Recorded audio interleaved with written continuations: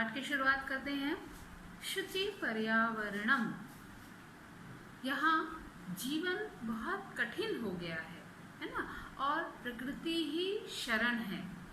पर्यावरण शुद्ध हो और महानगरों में जो दिन रात चलता हुआ लोहे का पहिया है, ये मन को सुखाता हुआ है ना, मन को सुखाता हुआ और तन को पीसता हुआ, यानी तन का शोषक है, मन का शोषक है, अर्थात मन को सुखाता हुआ और तन को पीसता हुआ, शरीर को पीसता हुआ सदा टेढ़ा घूमता है। इन भयानक दांतों से मानव का विनाश ना हो, ऐसी कवि इच्छा करता है, ऐसी वो कामना करता है। अब सैकड़ों मोटर जो गाड़ियां हैं चलती हैं, महानगरों में सबसे अधिक प्रदूषण मोटर गाड़ियों के धुएं से होता है। तो यहाँ पर जो सैकड़ों मोटर गाड़ियां जो सड़कों पर दौड़ती हैं, उससे निकलने वाले जो काजल के समान जो काला धुआं है, उससे पर्यावरण प्रदूषित हो रहा है। पूरा पर्यावरण प्रदूषित हो गया है। और जो शोर है, कोलाहल है, जो ध्वनि पैदा करती हुई गाड़ियां हैं, रेलगाड़ियां हैं, है ना, ये सब क्या करती हैं? ध्वनि प्रदूषण भी करती हैं, है ना। कोलाहल इससे बढ़ रहा है। तो कोलाहल करती हुई रेलगाड़ियां जो हैं वो दौड़ती हैं, है ना। पंक्तियां जो इनकी पंक्तियां जो दौड़ती हैं, गाड़ियों की अनंत पंक्तियों के बीच चलना दुष्कर हो गया है, कठिन हो गया है। अब निश्चय ही आज हम देखते हैं कि पूरा पर्यावरण प्रदूषित है। कहीं पर भी हमको स्वच्छ जल की अगर हम तलाश करते हैं तो वो नहीं मिल पाता है। कहीं भी पूरा पर्यावरण दूषित है ना। दूषित वायुमंडल है, निर्मल जल यानी शुद्ध जल या साफ पानी कहीं पर भी हमको दिखाई नहीं दे रहा है ना। और कुत्सित वस्तुओं से मिले हुए खाद्य पदार्थ हैं, खाने के जो वस्तुएं हैं उसमें भी बहुत सारा मिलावट है ना। और रासायनिक उर्वरकों का बढ़ते प्रयोग के कारण वो क्या है, कुत्सित हो गए हैं, है ना। तो इससे प्रदूषित है वो भी, है ना। वो हमारे स्वास्थ्य के अनुरूप नहीं है। तो गंदगी से भरी हुई धरती को हम फिर से साफ सुथरा करें और उसे शुद्ध करें, है ना। संसार के अंदर पूरी तरह से शुद्धि करनी चाहिए, है ना। यानी पर्यावरण को फिर से परिष्कृत करना चाहिए, शुद्ध करना चाहिए।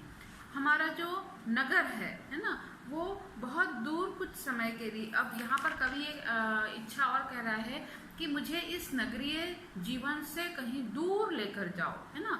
और जहाँ मैं क्या देखूं, निर्झर वन प्रदेश देखूं, नदी नाल जो है उसका बहता हुआ, कलकल करता हुआ स्वच्छ जल मुझे दिखाई दे, और जहाँ पर जलाशय हो और क्षण भर भी एकांत वन में मेरा घूमना हो अथवा वहाँ मैं विचरण कर सकूं, ऐसे कवि कामना कर रहा है।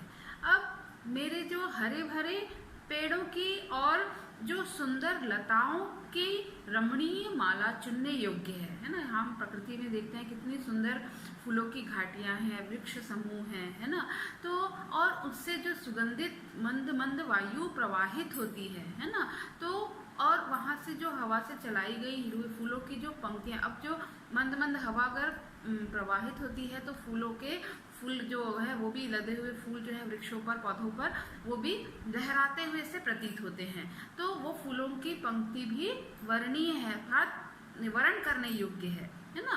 और मिली हुई नवमालिका, है ना, जो नई नई मालाएं हैं, है ना, उनसे जो मालाएं क्या है, यही जो नए पत्ते हैं और फूलों की कलियों की जो गुच्छे हैं, वो जो माला के रूप में प्रतीत हो रहे हैं। और आमों, उनके बीच में क्या है, वसंत ऋतु यहाँ पर दिखाई दे रही है, तो फूलों के बीच में उसी समय आम के बौर रहते हैं, आम का फल भी होता है, तो आमों का सुंदर संगम हो, ऐसे वन प्रदेश की ओर चलने की कामना करता है।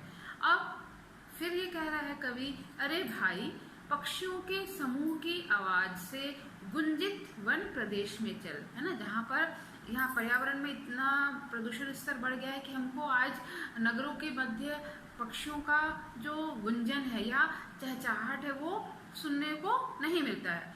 पर जब हम वहीं कहीं प्रकृति में जाते हैं, प्रकृति की ओर पहुंचते हैं, वन प्रदेश की ओर जाते हैं, तो वहाँ पर हमें ये स्पष्ट सुनाई देता है। तो यहाँ पर कवि उसी स्थान की ओर चलने की बात कहता है ना। शहर के शोर से और भ्रमित लोगों के लिए सुख संदेश को धारण करना चाहिए और चकाचौंध से भरी दुनिया को जीवन के आनंद से, जो इतना प्रदूषण बढ़ गया है और हम आज इतने व्यस्त हो गए हैं कि हम प्रकृति के सानिध्य को और उसके जो मिलने वाले रस को है उसको हम अनुभूति उसकी नहीं कर पा रहे हैं, है ना। तो उस जीवन रस को चुराना नहीं चाहिए, दुनिया को जीवन के आनंद रस को चुराना नहीं चाहिए और पर्यावरण को हमेशा शुद्ध करने का प्रयास करना चाहिए। लता है, पेड़ है और झाड़ी जो है ना, झाड़ियाँ भी होती हैं, सुंदर झाड़ियाँ होती, गुलाब की होती हैं, है ना, के नीचे ना पीसे, है ना। और पाषाणी सभ्यता, पाषाणी सभ्यता क्या है, जो पत्थरों के बीच में है ना, जहाँ कोई इमोशंस ना हो, यानी भाव ना हो, वो पाषाणी सभ्यता ही है ना। तो पथरीली सभ्यता जो हो गई है वो प्रकृति में खत्म ना हो, इंसान के लिए जिंदगी की चाहत रखता हूँ। यानी ऐसा जीवन ना हो कि हम पाषाण रूप हो जाएं और जीवन के रस को भूल जाएं, ऐसा जीवन ना हो, ऐसा ये मरण तुल्य जीवन ना हो, बल्कि हम प्रकृति की गोद में शुद्ध पर्यावरण में प्रकृति के रस का आनंद उठा सके, ऐसा जीवन हो। कवि ऐसे ही कामना करता है। तो आज से हम प्रण करते हैं कि हम अपने पर्यावरण को शुद्ध करने का प्रयास करेंगे और उसमें उसके रस को, उसका रसपान करेंगे और उसे शुद्ध रखेंगे। धन्यवाद।